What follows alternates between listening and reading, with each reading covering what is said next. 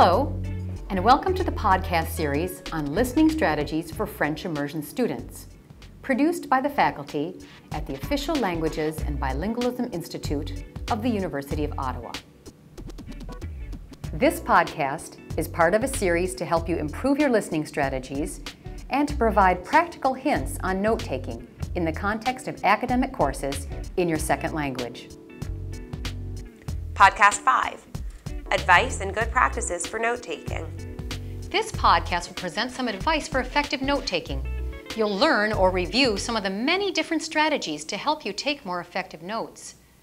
The goal is to become familiar with the many strategies that students like you have developed to learn course content, and then choose the techniques that suit your learning style the best. How can I make sure I take good notes? Where do I start? Now, good note-taking begins before you enter the class, when you reread your notes from the previous class and prepare the material that will be covered in the next lecture. In the same way that the first class of each semester is the foundation of the entire semester, so the first few minutes of a lecture usually give the plan or framework of what's to come. Try not to arrive late, because those opening moments of a class will give you ideas about what to pay close attention to during the class. And sometimes the beginning of a lecture may include a review of the previous class, which is useful for you to compare the professor's summary with your own summary of that lecture. Now, sit near the professor. In general, the closer you sit to the front of the classroom, the better the notes. Essentially, there's fewer distractions up front, so it's easier to concentrate on the lecture content and to ask questions if you don't understand. But I can't write everything the professor says. Well, don't even try to. It's impossible and it will only frustrate you. Concentrate on the main points and the examples used to explain those points. But how do I recognize the most important points?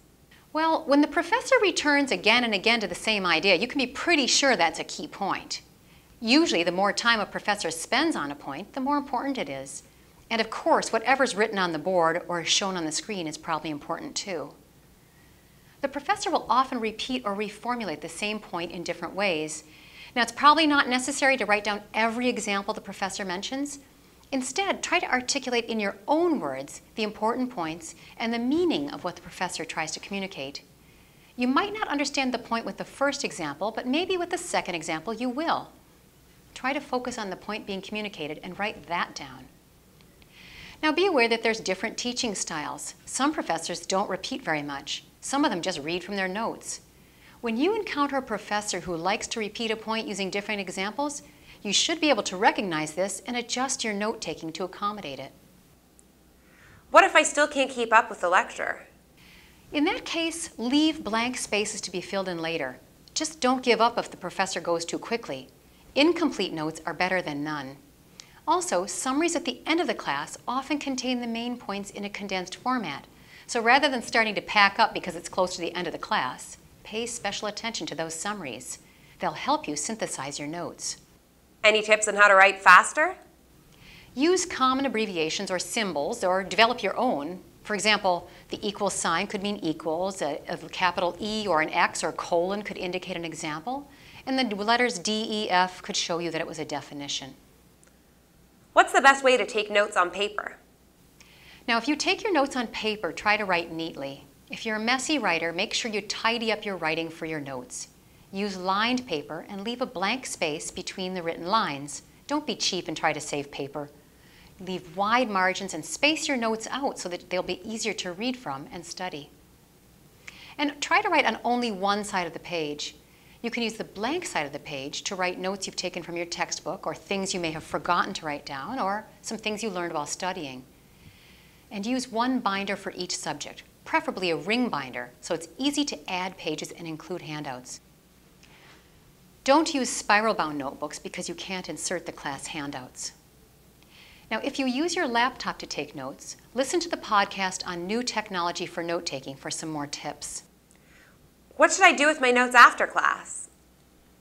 Basically, as soon as you can. Fill in the gaps with the points you remember. If you can't remember, ask your friends to lend you their notes. Exchanging notes with your study partners and fellow students can help you learn different ways of taking notes.